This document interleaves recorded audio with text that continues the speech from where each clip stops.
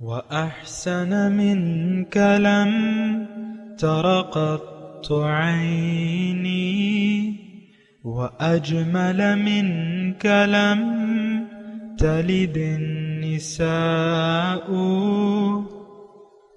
خلقت مبرأ من كل عيب خلقت مبرأ من كل عيب كأنك قد خلقت كما تشاء.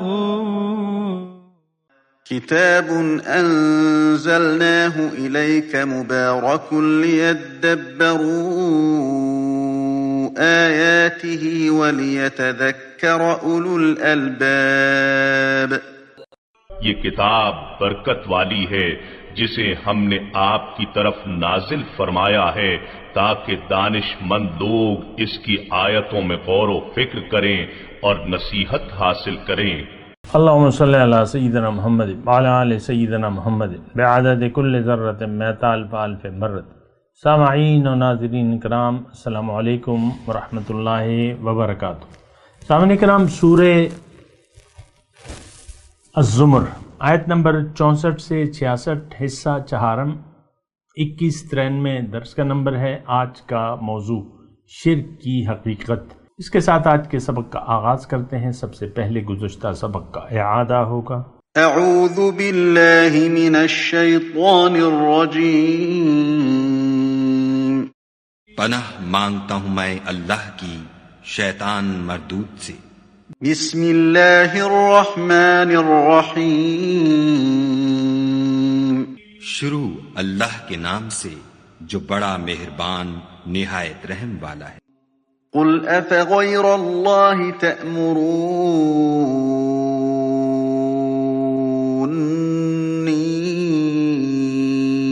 اعبد ایہا الجاہلون. کہہ دو کہ اے نادانو، تم مجھ سے یہ کہتے ہو کہ میں غیر خدا کی پرستش کرنے لگوں. وَلَقَدْ أُوحِيَ إِلَيْكَ وَإِلَى الَّذِينَ مِن قَبْلِكَ لَئِنْ أَشْرَكْتَ لَيَحْبَطَنَّ عَمَلُكَ وَلَتَكُونَنَّ مِنَ الْخَاسِرِينَ. اور اے محمد صلی اللہ علیہ وآلہ وسلم، تمہاری طرف اور ان پیغمبروں کی طرف جو تم سے پہلے ہو چکے ہیں یہی وحی بھیجی گئی ہے کہ اگر تم نے شرک کیا تو تمہارے عمل برباد ہو جائیں گے اور تم زیاں کاروں میں ہو جاؤ گے. بل اللہ فاعبد وکن من الشاکرین. بلکہ خدا ہی کی عبادت کرو اور شکر گزاروں میں ہو. سامعین اکرام، سورہ زمر آیت نمبر 64. قل افغیر اللہ تأمرونی اعبد ایہا الجاہلون. ان سے کہو کہ اے جاہلو، تم اللہ کے سوا کسی اور کی بندگی کرنے کے لیے مجھ سے کہتے ہو. وَلَقَدْ أُوحِيَ إِلَيْكَ وَإِلَى الَّذِينَ مِن قَبْلِكَ. اور یہ بات تمہیں ان سے صاف کہہ دینی چاہیے کیونکہ تمہاری طرف اور تم سے پہلے گزرے ہوئے تمام انبیاء کی طرف یہ وہی بھیجی جا چکی ہے. لئن اشرکتا، اگر تم نے شرک کیا، لیحبطن عملک، تمہارا عمل ضائع ہو جائے گا. ولتکونن من الخاسرین، اور تم نقصان اٹھانے والوں میں سے ہو جاؤ گے. بل اللہ فاعبد وکن من الشاکرین، لہذا تم صرف اللہ ہی کی بندگی کرو اور شکر گزار بندوں میں سے ہو جاؤ. سامعین اکرام، ہم سمجھنے کی کوشش کر رہے ہیں سورہ زمر کے مضامین کو. مذکورہ 3 آیات جو میں نے ترجمہ پڑھا ہے بہت ہی اہم ہے ہمارے لیے ہیں یہ آیات. ہم بت پرست بن گئے ہیں. ہم نے توحید سے عملی طور پہ انکار کر دیا ہے. اگرچہ یہ بات ہمیں معلوم نہیں ہے، نہ ہم ایسا سوچ بھی نہیں سکتے. اب ظاہر ہے کہ سوچنا تو ایک الگ مسئلہ ہے، تو کیونکہ ہم جانتے نہیں ہیں نا کہ شرک کیا ہے. دیکھیں، اس کی تو اللہ کی عطا سے میں نے آپ کو بتایا بھی ہے. میں آپ کو یہ بتاؤں آج کے درس میں کہ شرک کیا ہے. دیکھیں، جب بھی آپ اللہ کے حکم کے مقابلے میں اپنی مرضی شروع کر دیتے ہیں یا کسی کی بھی مرضی، اللہ کے حکم کے مقابلے میں آپ اپنے اس اللہ کی مرضی کو چھوڑ کر، یعنی اللہ کے حکم کو چھوڑ کر اپنی مرضی یا کسی اور کی مرضی کے مطابق آپ فیصلہ کرتے ہیں یا کام کرتے ہیں، تو یہ شرک ہے. دیکھیں، ان الحکم الا للہ قرآن میں ہے کہ حکم صرف اللہ کا ہے. یہ بڑی حکیمانہ اور بلیغانہ بات ہے کہ حکم صرف اللہ کا ہے. اس میں سارا دین اس میں چھپا ہوا ہے. اگر آپ سوچیں، ان الحکم الا، دیکھیں لا الہ الا اللہ کا کیا مطلب ہے کہ ان الحکم الا للہ. دیکھیں، ہم تو سوچتے نہیں ہیں نا، وہ تو ایک الگ مسئلہ ہے. سوچتے نہیں ہیں، اندھے بہرے گونگے ہو کر زندگی گزار رہے ہیں اور ہم سوچتے نہیں ہیں حقیقت میں کہ حقیقت کیا ہے. تو بل اللہ فاعبد وکن من الشاکرین، اللہ ہی کی بندگی کرو اور شکر گزار بندوں میں سے ہو جاؤ. وکن من الشاکرین، شکر گزار بندوں میں سے ہو جاؤ. تو مسئلہ کیا ہے؟ مسئلہ یہی ہے کہ ہم غیر اللہ کی مانتے ہیں اور اللہ کی ماننے کے لیے تیار نہیں ہیں. دیکھیں، یہ جو شرک کا مسئلہ ہے نا، یہ تھوڑا سا اس کو سمجھیں. اور قرآن میں یہی بات ایک اور طریقے سے بھی ہے. لہو دعوت الحق، پکارنا، سچا پکارنا اسی کا ہے. غیر کو پکاریں گے تو پھر یہ شرک ہو جائے گا.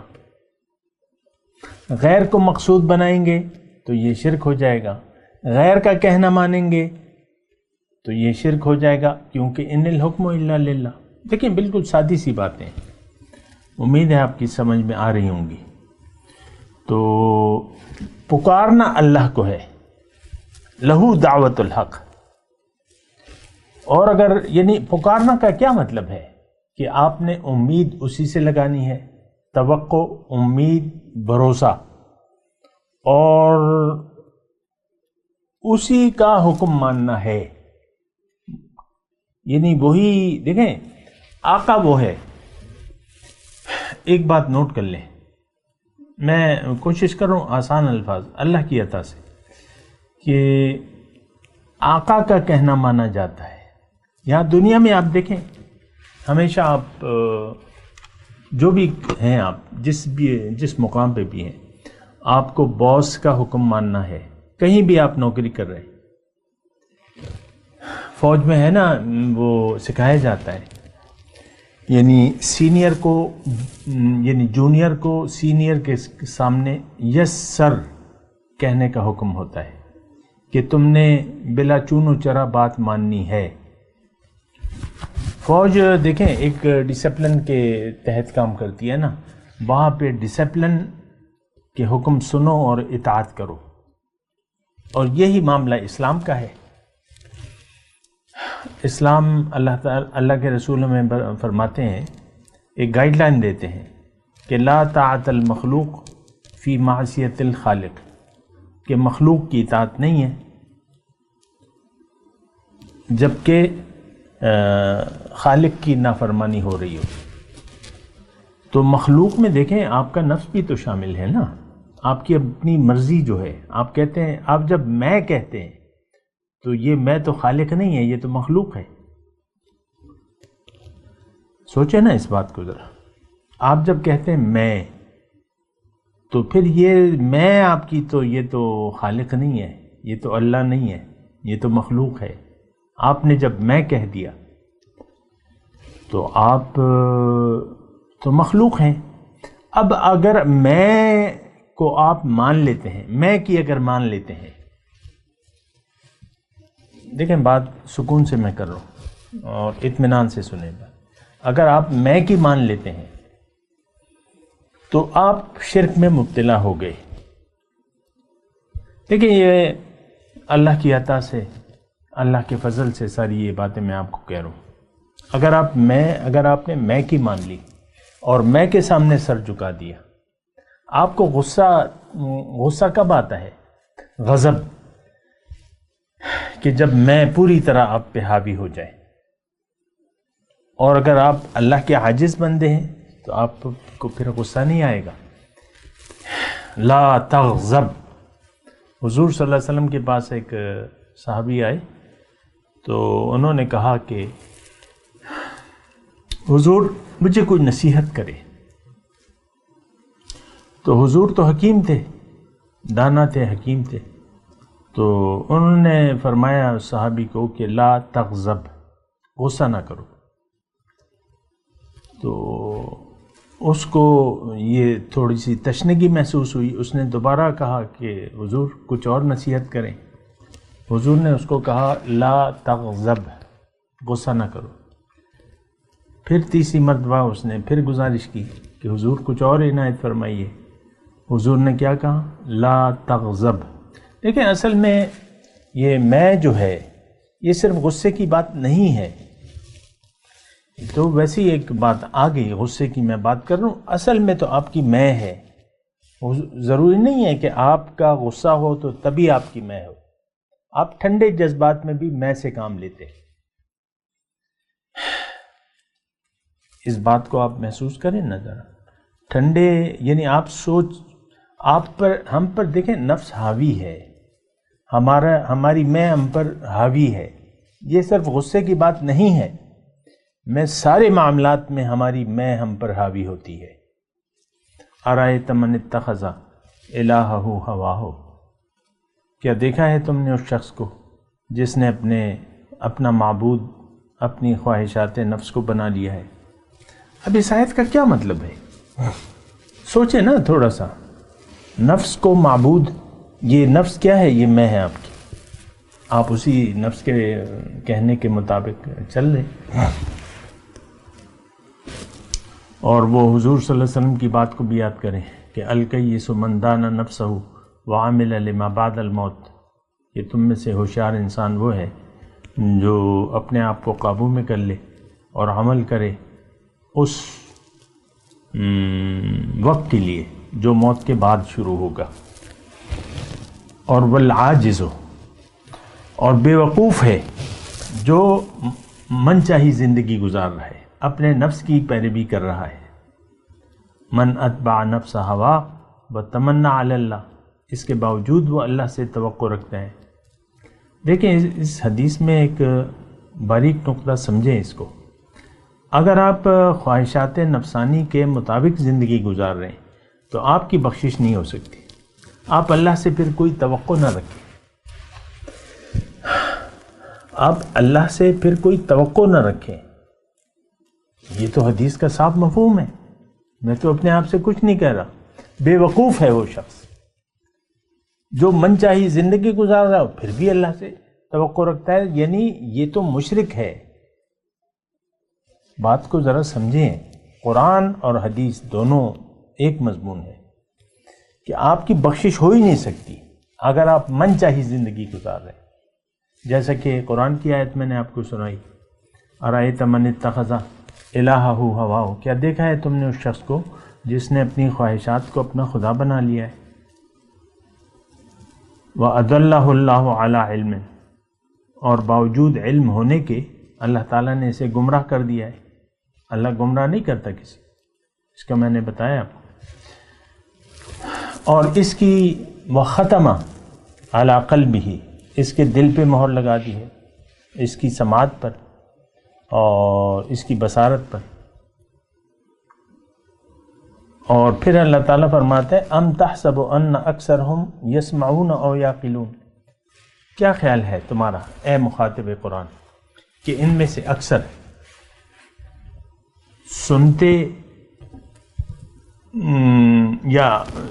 سنتے ہیں یا عقل سے کام لیتے ہیں؟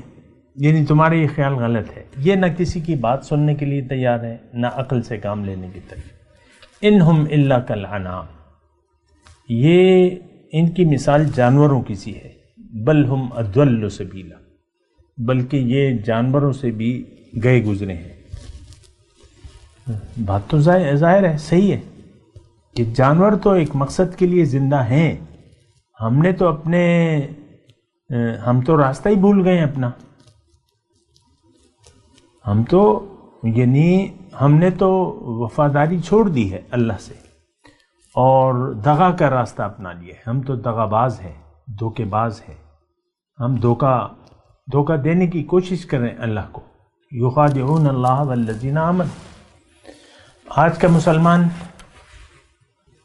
دھوکہ دینے کی کوشش میں ہے اللہ کو، مسلمانوں کو، لیکن یہ دھوکہ نہیں دے سکتے یہ لوگ، لیکن اپنے آپ کو دھوکہ دے رہے ہیں۔ آج ہم سارے مسلمان مل کر کیا یہ نہیں سمجھتے کہ ہم مسلمان ہیں؟ تو یہ تو ایک دھوکہ ہے، ہمارا تو ایمان باللہ ہے ہی نہیں، ہم تو ایمان کا مطلب بھی نہیں جانتے، کلمہ طیبہ کا مطلب ہم نہیں جانتے، آپ مطلب نہیں جانتے تو پھر کیا؟ دیکھیں یہ بڑی اہم بات ہے کہ آپ ایک چیز کا مطلب جانیں۔ جب جان ہی نہیں رہے، لیکن میں آپ کو ایک مثال دیتا ہوں۔ اگر ایک ہندو نہ کلمہ طیبہ کو مطلب، یعنی اس کے پڑوس میں ایک فیملی رہ رہی ہے،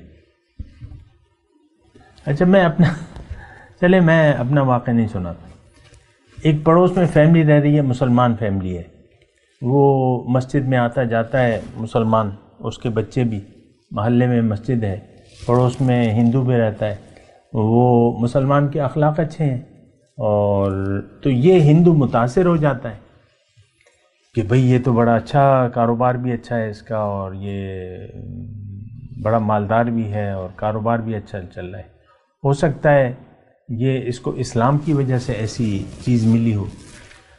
تو یہ نہ تو کلمہ طیبہ کا مطلب جاننے کی کوشش کرتا ہے، اور اپنے جو بت ہیں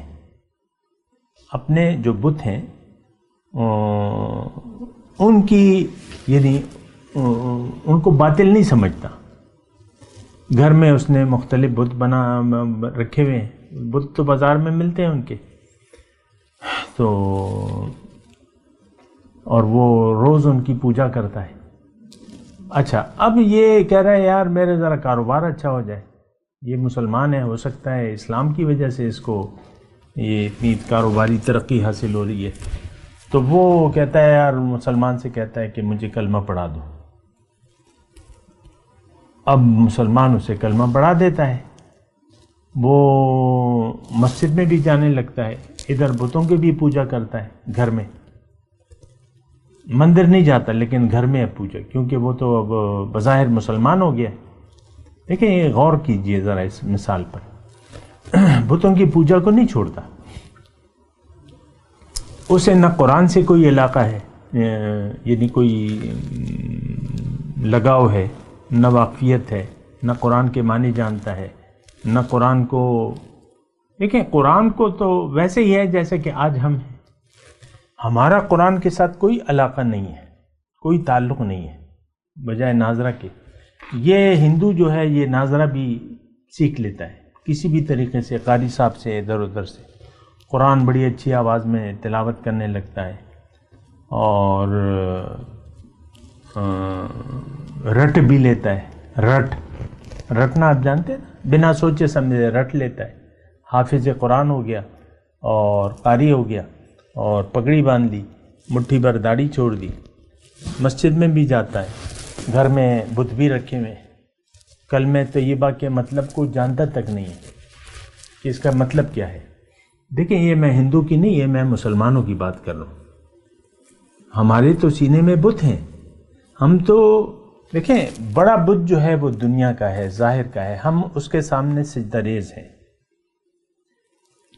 دیکھیں اس بات کو مذاق نہ سمجھے، انسان ایک وقت میں ایک ہستی کے سامنے سر جھکا سکتا ہے،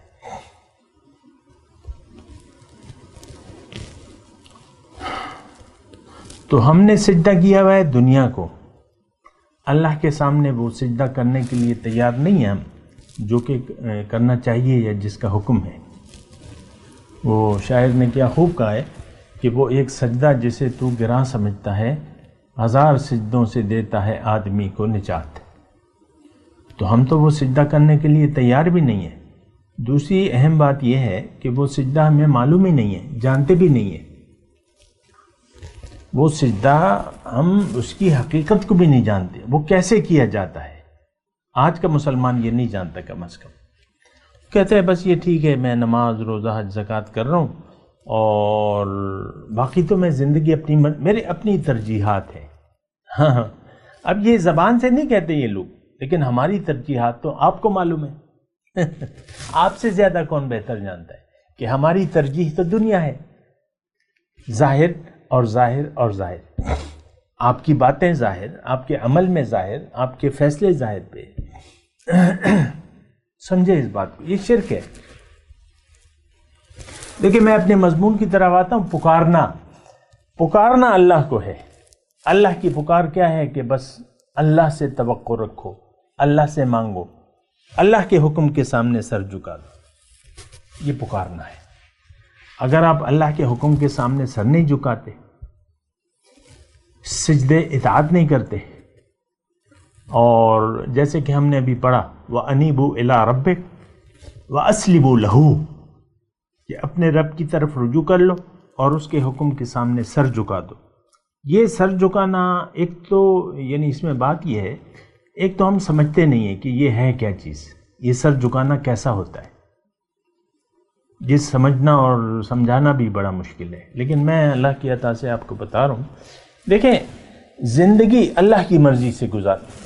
تمام میری جو گفتگو ہے وہ یہ ہے کہ اللہ تعالیٰ نے ہمیں جب دنیا میں بھجوایا ہے اور ہمارے سر پر خلافت کا تاج رکھا ہے، اب اس تاج کو ہم یعنی رکھا تو ہے، یعنی رکھنے کی اہلیت ہے۔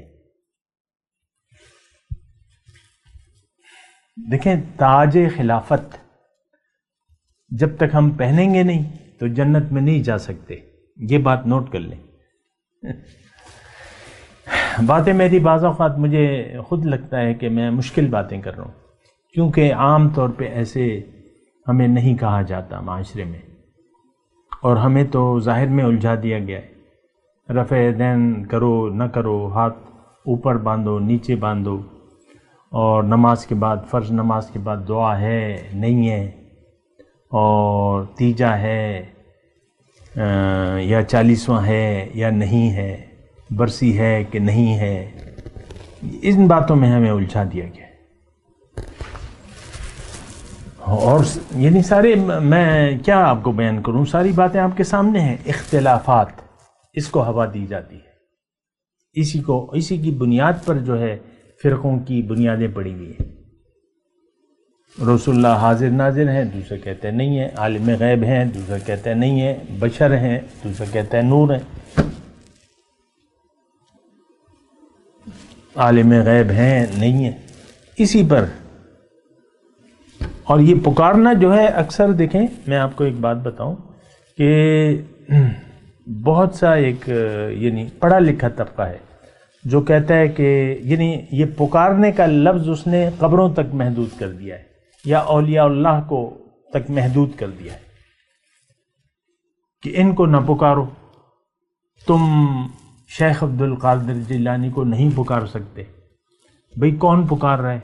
انسان کو کس نے خدا سمجھا ہوا ہے؟ کوئی بھی کسی انسان کے سامنے سجدہ نہیں لگاتا، اللہ کے مقابلے میں ان ہستیوں کو تو کوئی تسلیم نہیں کرتا، یہ اللہ کے بندے ہیں۔ لیکن دیکھیں ہم نے ایک سمجھا ہوا ہے کہ لوگ جو درباروں پر جاتے ہیں وہ ان کو خدا سمجھتے ہیں، تو بہرحال جو سمجھتا ہے، مجھے دیکھیں ان اختلافات سے کوئی لینا دینا نہیں ہے، لیکن میں صرف آپ کو یہ بات کہہ رہا ہوں کہ بعض لوگ جب یہ پکارنے کی بات آتی ہے تو محدود کر دیتے ہیں۔ تو میں تو آپ کو وہ دوسری بات کہتا ہوں نا کہ جب ہم دین کی بات کرتے ہیں یا کسی بھی معاملے کی تو اس کے مطلب کو ہم غلط لیتے ہیں یا معنی محدود کر دیتے ہیں۔ اب ٹھیک ہے انسان کو خدا سمجھنا غلط ہے، لیکن یعنی آپ نے تو محدود کر دیا کہ تم درباروں پہ مت جاؤ اور اس پہ مت جاؤ، آپ نے تو محدود کر دیا۔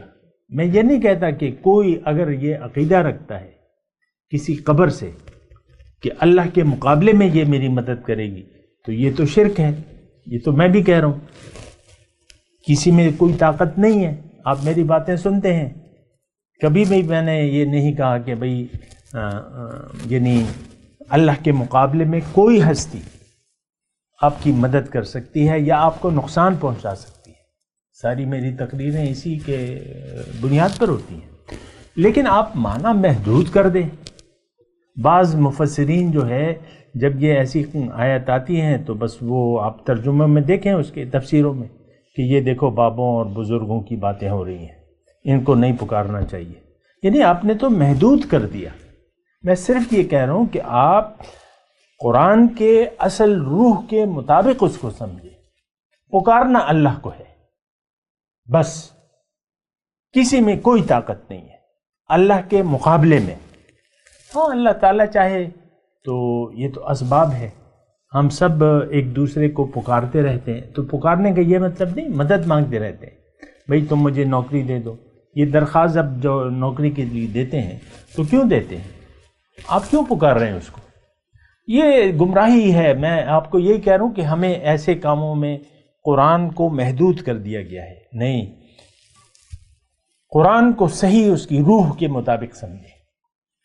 پکارنا اللہ کو ہے، بل اللہ فاعبد وکم من الشاکرین، اللہ کی بندگی ہے، اللہ کے علاوہ کوئی معبود نہیں ہے، کوئی حاجت روا نہیں ہے، کوئی مشکل کشا نہیں ہے، کوئی قاضی الحاجات نہیں ہے، ایک اللہ ہے، ساری طاقت اللہ کے پاس ہے۔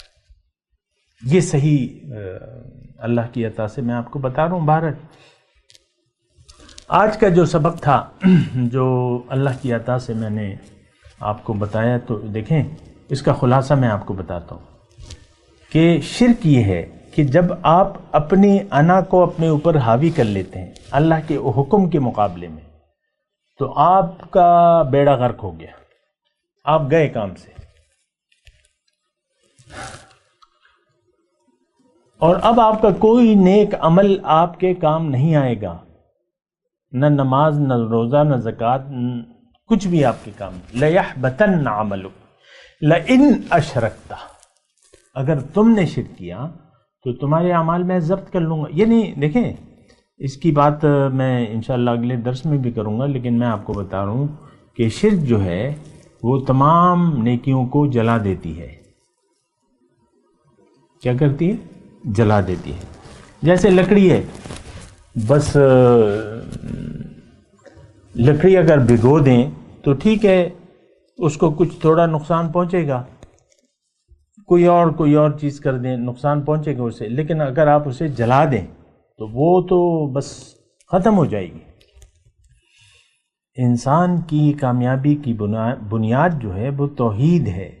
شرک ہے تو آپ نے اپنے آپ کو نقصان میں ڈال دیا، بس یہ میں قرآن کے حساب لَيَحْبَطَنَّ عَمَلُكَ وَلَتَكُونَنَّ مِنَ الْخَاسِرِينَ، تم نقصان اٹھانے والوں میں سے ہو جاؤ گے۔ وَلَقَدْ أُوحِيَ إِلَيْكَ وَإِلَى الَّذِينَ مِن قَبْلِكَ لَئِنْ أَشْرَكْتَ لَيَحْبَطَنَّ عَمَلُكَ وَلَتَكُونَنَّ مِنَ الْخَاسِرِينَ بَلِ اللَّهَ فَاعْبُدْ۔ لیکن اس پہ ہم بات کریں گے تھوڑی سی، ابھی میں تلاوت کرتا ہوں، میرے ساتھ دہرائیے۔ اعوذ باللہ من الشیطان الرجیم، بسم اللہ الرحمن الرحیم۔ قل افغیر اللہ تأمرونی اعبد ایہا الجاہلون وَلَقَدْ أُوحِيَ إِلَيْكَ وَإِلَى الَّذِينَ مِن قَبْلِكَ لَئِنْ أَشْرَكْتَ لَيَحْبَطَنَّ عَمَلُكَ وَلَتَكُونَنَّ مِنَ الْخَاسِرِينَ بَلِ اللَّهَ فَاعْبُدْ وَكُن مِّنَ الشَّاكِرِينَ۔ اب ان آیت کی تلاوت اور ترجمہ۔ اعوذ باللہ من الشیطان الرجیم۔ پناہ مانگتا ہوں میں اللہ کی شیطان مردود سے۔ بسم اللہ الرحمن الرحیم شروع اللہ کے نام سے جو بڑا مہربان نہایت رحم والا ہے۔ قل افغیر اللہ تأمرونی اعبد ایہا الجاہلون، کہہ دو کہ اے نادانو تم مجھ سے یہ کہتے ہو کہ میں غیر خدا کی پرستش کرنے لگوں۔ وَلَقَدْ أُوحِيَ إِلَيْكَ وَإِلَى الَّذِينَ مِن قَبْلِكَ لَئِنْ أَشْرَكْتَ لَيَحْبَطَنَّ عَمَلُكَ وَلَتَكُونَنَّ مِنَ الْخَاسِرِينَ۔